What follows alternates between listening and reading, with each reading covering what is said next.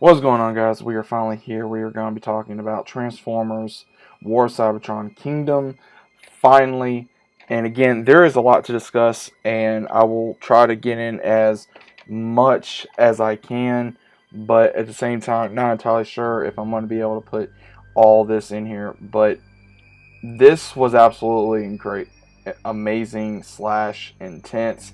I don't even know where to begin because in the very beginning, it does take us off right where we leave off last season in a way.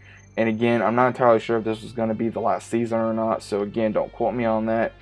But the entirety of this season is the Autobots and the Decepticons crashing onto this planet, knowing it is possibly a foreign planet, trying to find the Allspark. And in the entirety of this war that is going on, you have where it gets introduced to the Maximals as well as the Predacons. They find their successors, their, however you want to put it. I'm not entirely sure. It was probably their descendants. And the Maximals and the Autobots do fight, but then it gets later revealed of who they are. And then they have to save, of course, Airraiser. And then, of course, we see Predacon Megatron kind of becomes a lackey to the Decepticon Megatron. So, in the entirety of this whole story is trying to get the Allspark home because Cybertron is now dying. Now, I will say what's rather interesting is the whole entirety of, there wasn't a whole lot of Predacons. There wasn't. There was just Megatron, Black Narachnia, and Scorponok and Dinobot. But Dinobot, again, if you guys know anything about Dinobot like I do, he goes back and forth, to different sides of the coin, and he really does. And it's not to say that he's a bad character, but because he's not. He's actually a really cool character. But what's rather interesting is, of course, Megatron getting information from his descendant with the golden disc showing of what happened to him in their version, so that way it won't happen yet again. And again, if you guys remember that he's supposed to become Galvatron and then Nemesis Prime, which is the enemies of the Maximals as of right now, as well as the Predacons. And the Maximals are about ready to win the war with the Predacons, which is pretty cool. Because again, what we have on the Maximal side, we got Optimus, we got Rhinox, we got Rat Trap, Cheetor, Airraiser, and Tigatron. So 6. And there was only like 3 or 4 left on the Predacon side.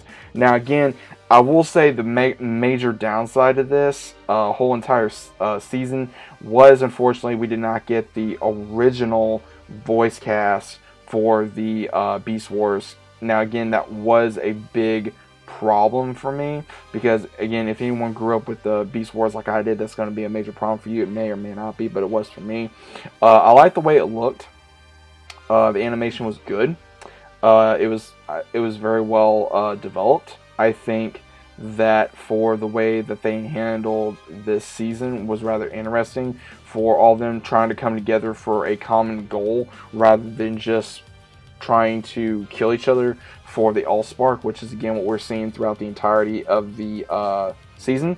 And we also see, of course, possibilities of like Silverbolt possibly coming into play, or other characters that we know and love. Because again, this whole season was really showing how the Autobots worked with the Maximals and how the Decepticons worked with the Predacons. So again, it really goes into why they went to go after the Golden Disc, because of trying to supposedly save the past so that way the future could be anew. And again, they do go up against Galvatron as well as Nemesis Prime at the very end of it, after they all do come together eventually.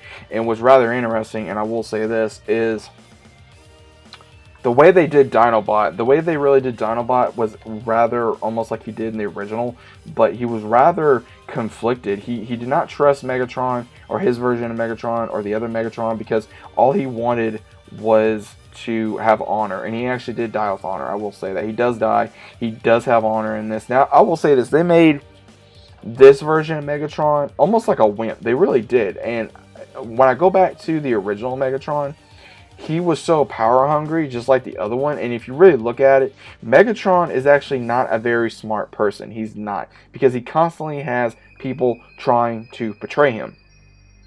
And the only person that was not really willing to betray him was his descendant, the Predacon Megatron. So it's kind of pathetic. And I'm sitting here and I'm going, okay, this is kind of pathetic, because you see how pathetic this version of Megatron is, but the other Megatron is so power hungry and so delusional that he doesn't realize that he'll kill Cybertron if he doesn't do what he wants to do. And Optimus, now knowing, the Autobot, Optimus knows what he did was wrong. He's got to return to Cybertron to make it right. And when they do return to Cybertron at some point in the season, it's like a snowy Iceland. And they do leave a huge mark on the end of this season of what's going to possibly happen. Of if we're going to be seeing Unicron at some point, which we may or may not. It all depends on what they're going to do. Now, again, I enjoyed this. It's more nostalgia for me because, again, me being a huge Beast Wars fan, but I was rather disappointed of how lacking the Predacon side was. Again, this was their own story. This was completely different from the Beast Wars that, I grew up on, or you guys may grew up on, because it was colliding the Autobot storyline into the Beast Wars storyline. But it was a different Beast Wars storyline. Because of course, Black Arachnia, she goes with Starscream to try to betray both Megatrons, so that way they'll get the Allspark. Dinobot even helps, but then Dinobot, of course, betrays not only Black Arachnia and Starscream, but also, of course, Megatron, or both Megatrons. And then we see where, there was a lot of different things going on in this season. So again, it was rather hard to kind of keep up, because it really made you wonder, okay, who's going to betray who next? Because again, if you guys know anything about Beast Wars or anything about, Transformers or anything of that nature, there's always going to be some kind of character going to be wanting to go after another character or betray another character. It always happens. But overall, I did enjoy it. I was sad that it was only 6 episodes. Again, I don't know why it's only 6 episodes, because it kind of feels kind of rushed in some areas, or does it feel like there's enough?